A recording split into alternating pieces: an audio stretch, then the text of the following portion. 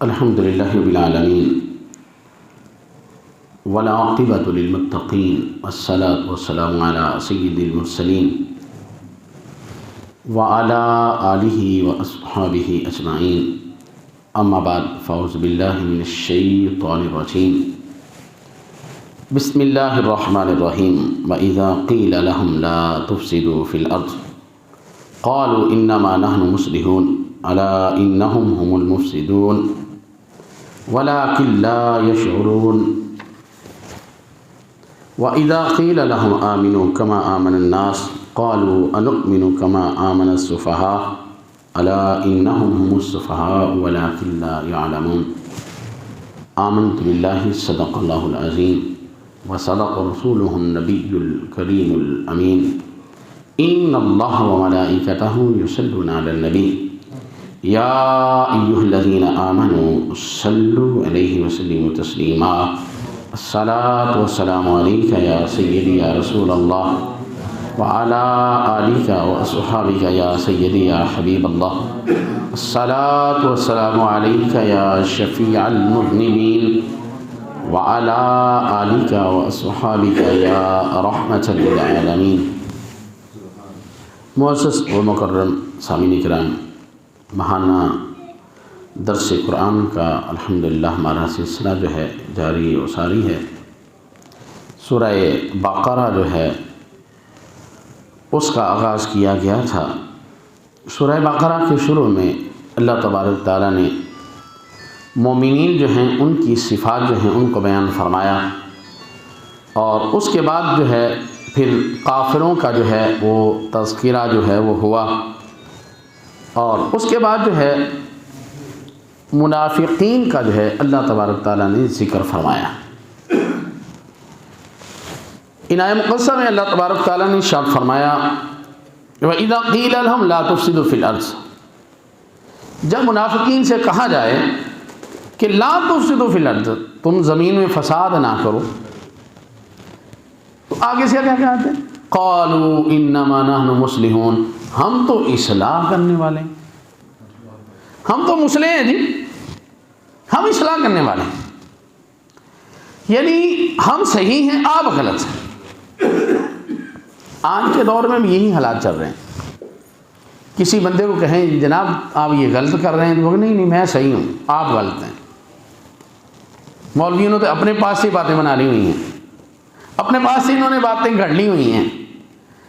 تو جو منافقین تھے ان کی بھی یہی کیفیت تھی۔ جب ان کو کہا جاتا کہ تم بھئی یہ غلط کام کر رہے ہو، اس کو چھوڑ دو،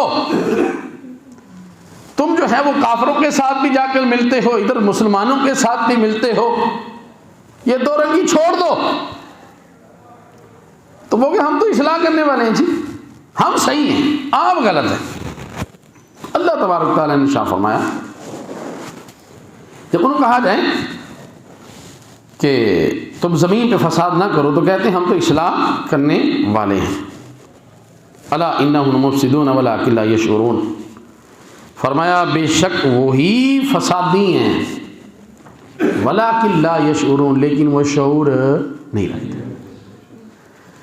انہیں شعور نہیں ہے۔ اپنے آپ بندہ بڑا تیز بنتا ہوتا ہے۔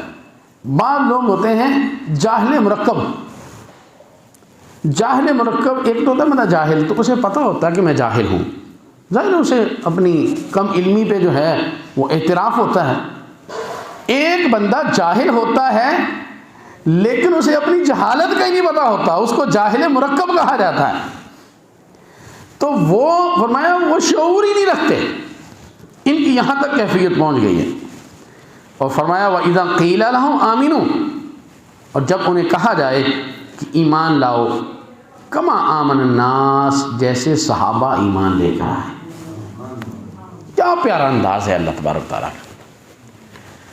صحابہ اکرام کے ایمان کو اللہ تبارک و تعالیٰ نے معیار ایمان جو ہے وہ قرار دے دیا ہے، ایمان کا معیار۔ اگر تم نے اپنے ایمان کو پرکھنا ہے تو پھر صحابہ اکرام کے ایمان کی طرف دیکھو۔ آج کل عجیب و غریب حالات ہیں۔